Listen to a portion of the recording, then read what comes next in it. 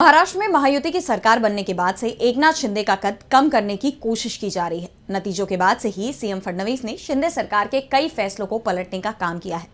संरक्षक मंत्रियों की नियुक्ति में भी शिंदे गुट की अनदेखी की खबर सामने आई थी और अब एक बार फिर सीएम फडणवीस ने शिंदे सरकार के फैसलों को पलट दिया है, जिससे महायुति के अंदर की टूट खुलकर सामने आ गई है।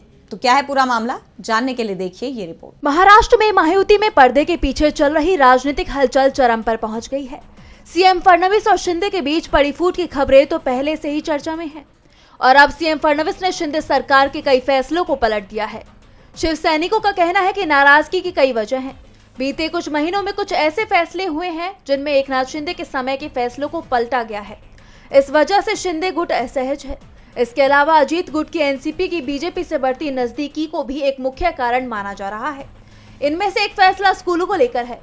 शिंदे के शिक्षा मंत्री ने फैसला किया था कि सरकारी स्कूलों में पढ़ने वाले बच्चों के लिए यूनिफॉर्म सप्लाई के लिए अलग से एजेंसी बनेगी, लेकिन अब फडणवीस सरकार ने इस फैसले को पलट दिया है।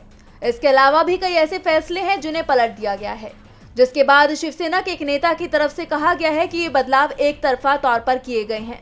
इस बारे में हमारी सलाह नहीं ली गई।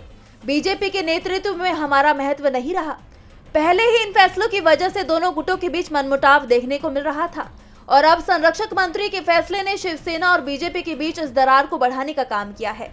दरअसल फडणवीस सरकार ने नासिक और रायगढ़ जिलों में प्रभारी मंत्री नियुक्त करने का आदेश जारी किया था। इस फैसले पर शिंदे गुट की शिवसेना ने नाराजगी जाहिर की। इसके विरोध में कई जगहों पर शिव सैनिकों ने विरोध प्रदर्शन भी किए, जिस पर सरकार को स्टे लगाना पड़ा। ऐसे में सवाल ये उठ रहे हैं कि अब शिंदे क्या रुख अपनाएंगे।